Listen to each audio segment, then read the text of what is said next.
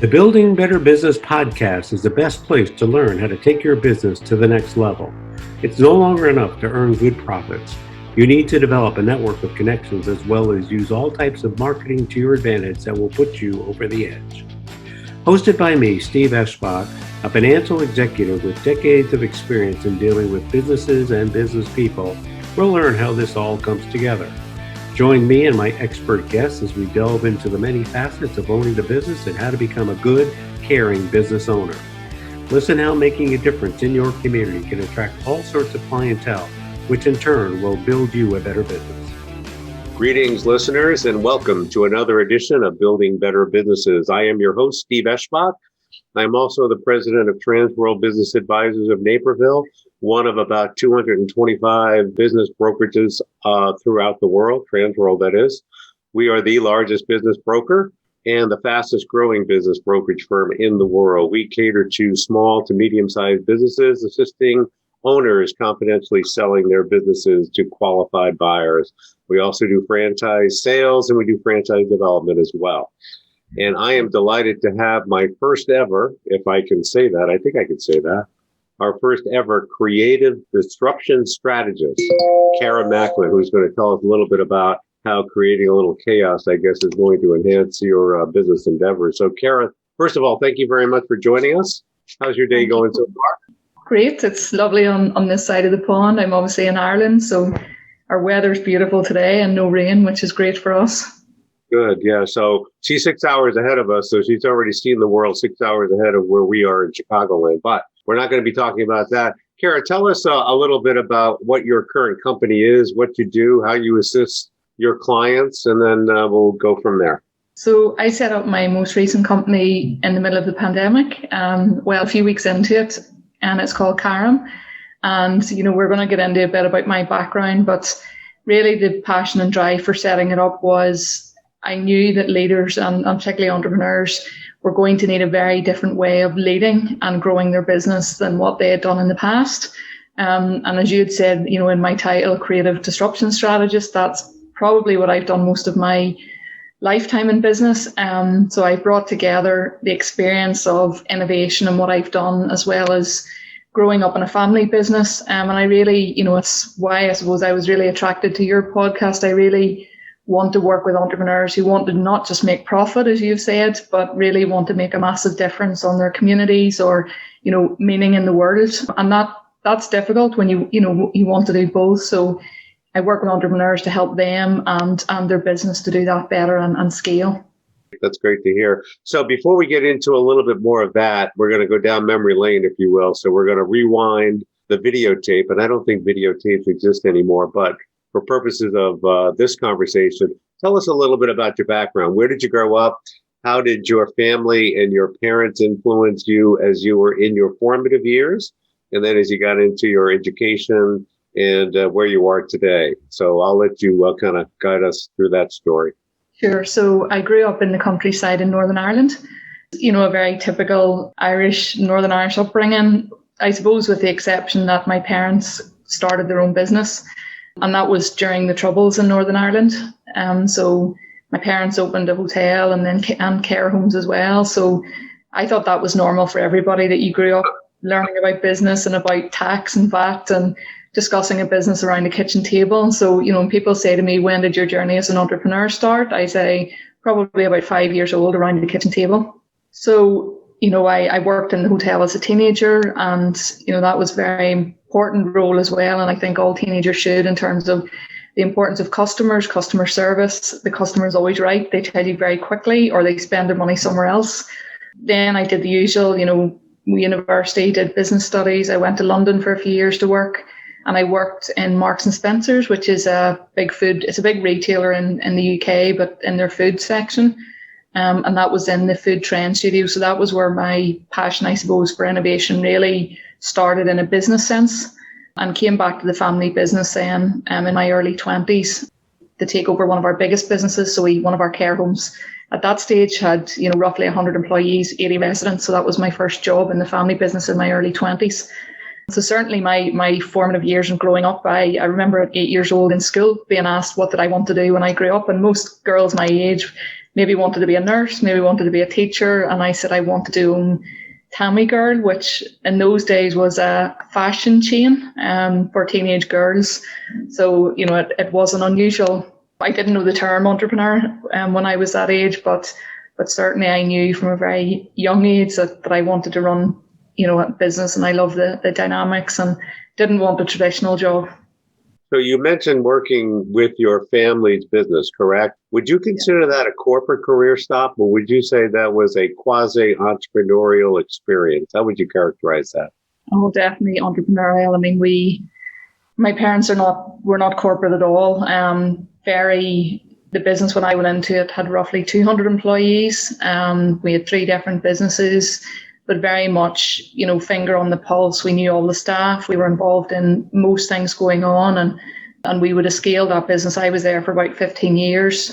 We scaled that business up to about 700 employees and 7 businesses.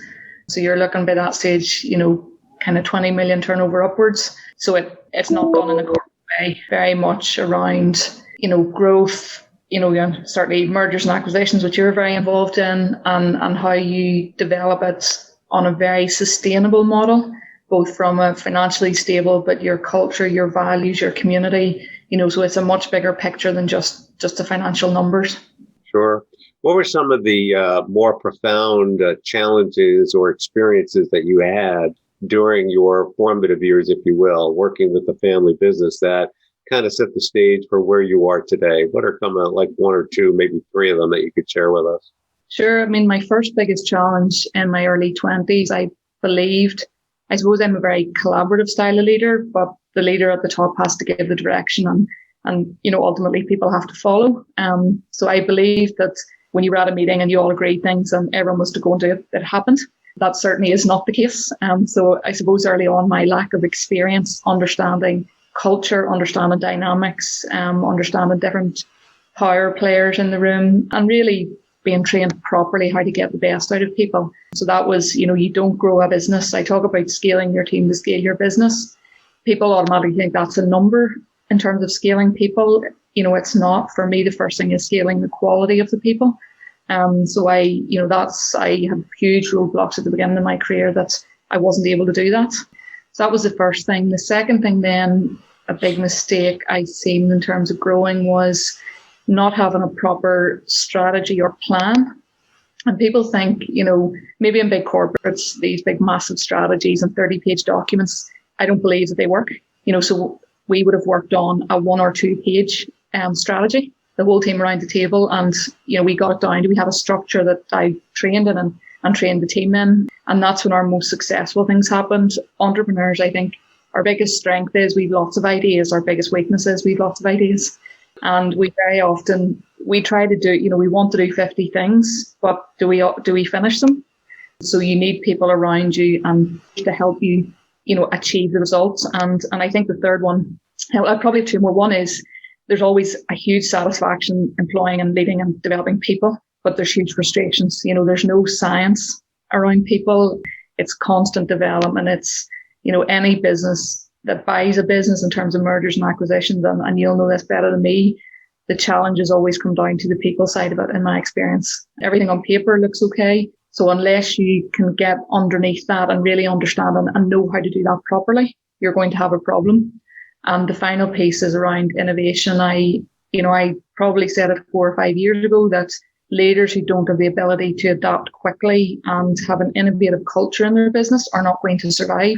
And that's a big part of the work I do now in my own business with other leaders, because, I probably seen it a few years ago. I certainly didn't predict the pandemic, but I seen the way the business environment was going, and the pandemic has certainly highlighted that, for a lot of traditional businesses that have been doing the same thing for years and years, they really haven't the ability to adapt because it's just not in their DNA. And that's just learning the skills and the ability to do it. That's probably the key things.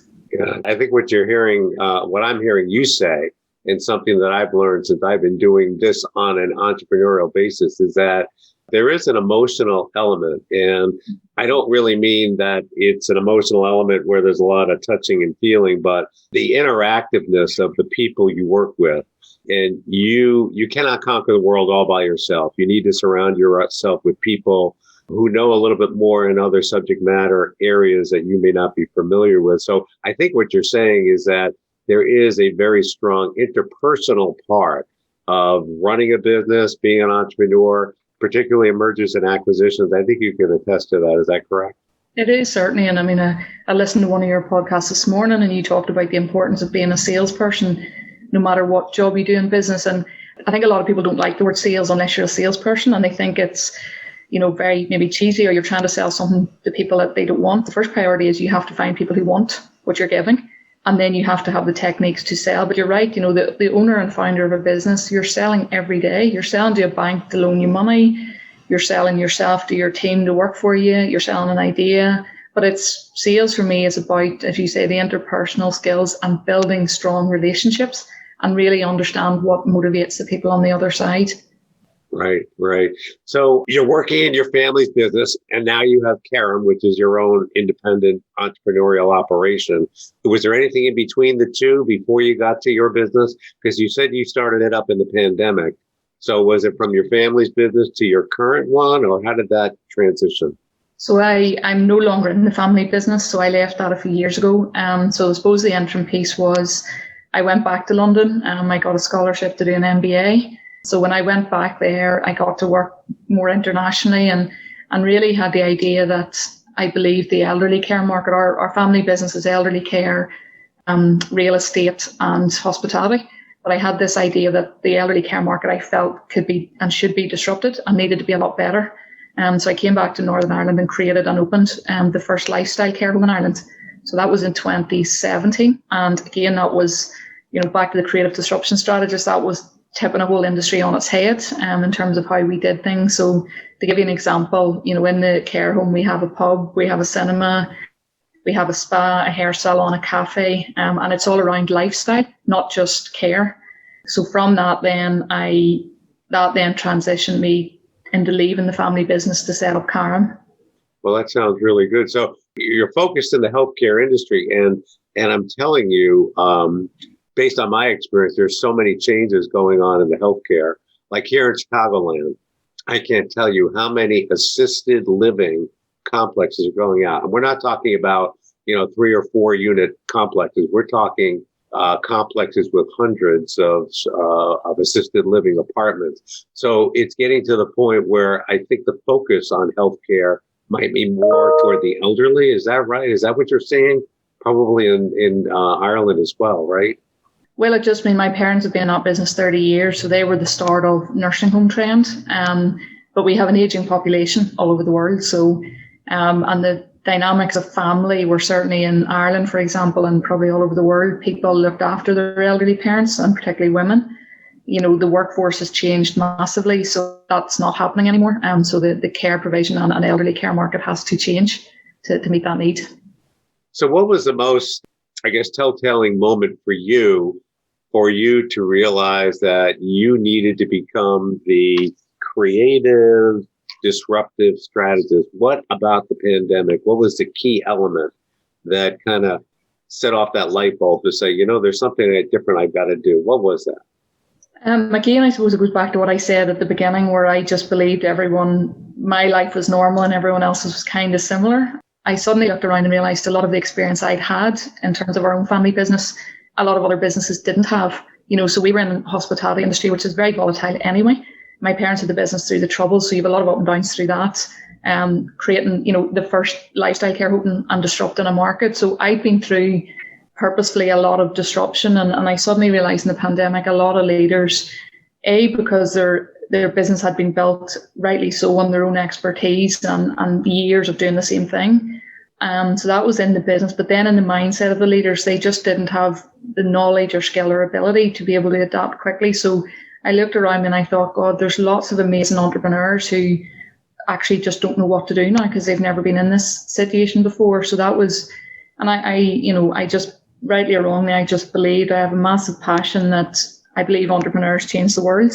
And I just felt that if I could help those kind of entrepreneurs who were scaling their business and really wanted to make a big impact in the world with the business experience and the mindset stuff, I trained professionally actually in between as a coach, a business coach, that I could really help them, not let the pandemic affect them, and B, then to be stronger and even better in the future. So that was the huge turning point for me.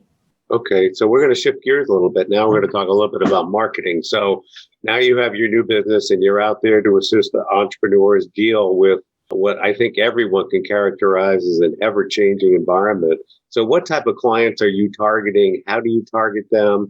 What are the first three questions you ask an entrepreneur to see if you can assist them in anything that they do? How do you go about doing what you do now? Sure. So social media is huge for me now. People talk to me about marketing, and it wouldn't have been my expertise in the past, but I say it's very simple. You need to figure out who your clients are, and you need to figure out where they are before you start marketing anything, because numbers on social media and all the rest mean absolutely nothing. So LinkedIn would be a huge marketing tool for me, as well as, business platforms, podcasts. In terms of the type of clients I work with, so it's entrepreneurs who are 7 or 8 figures, and they're scaling even further up. But they want to do it in a very, and I talk about, I've created an innovative scaling solution or system that I use with them. And that's very much on the basis that it's not just a procedural scaling system that might worked in the past.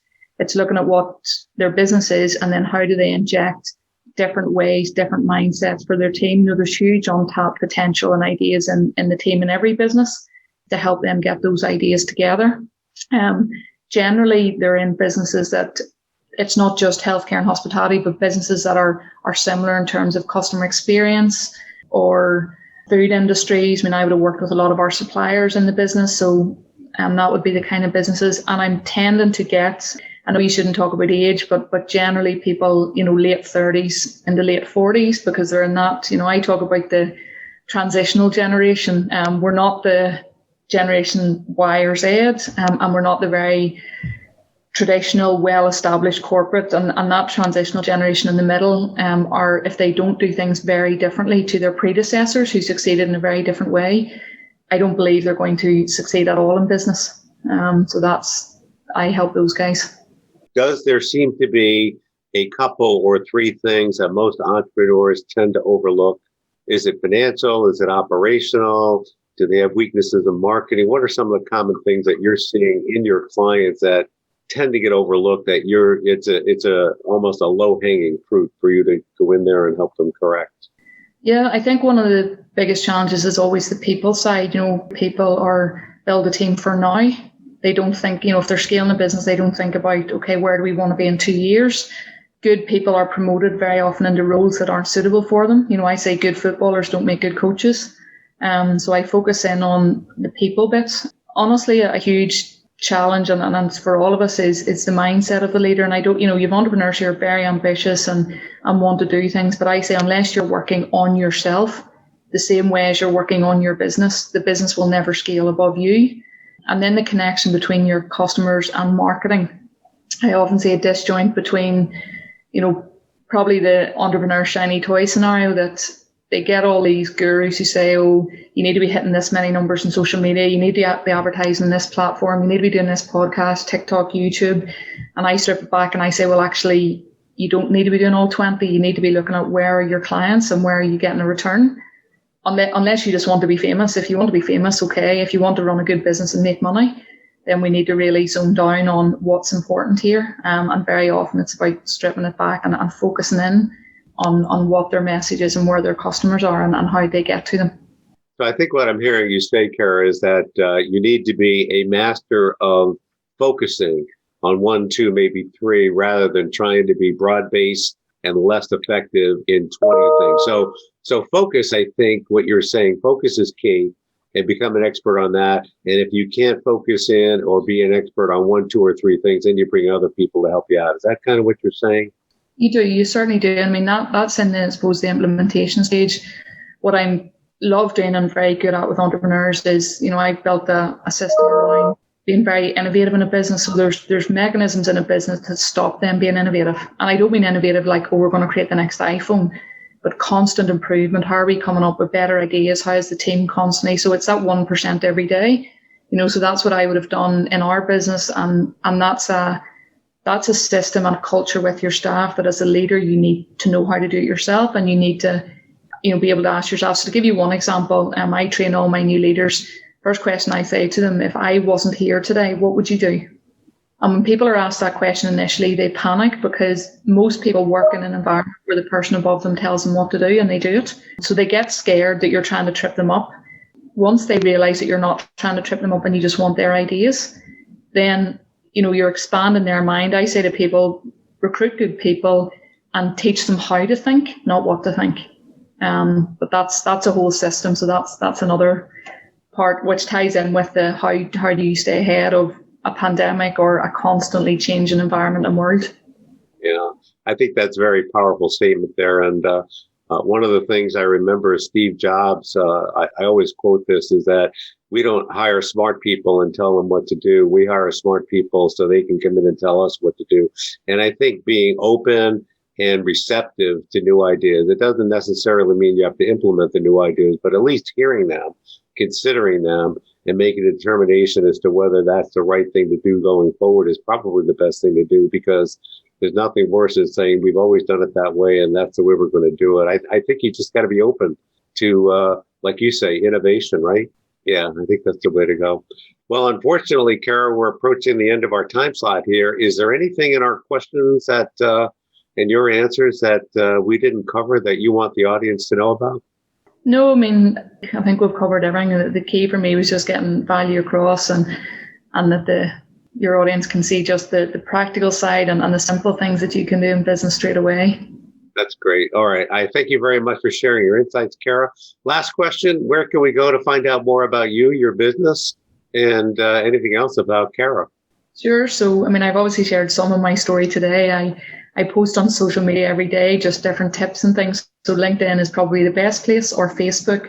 And also I've created a gift for your listeners. So on my website, if they go to caram.org.uk/building better businesses, I've created a top 10 tips of how to scale your team to scale your business. So that's just literally, they can download and hopefully, some of the advice in that they can implement straight away. Sounds good, Cara. And audience members, you should take advantage of that offer. So go right ahead and find her out and check out what it is we can do to help you out. So thank you, audience, for joining us for another edition of Building Better Businesses. And we look forward to joining you next time. Thanks so much. Thanks, Cara.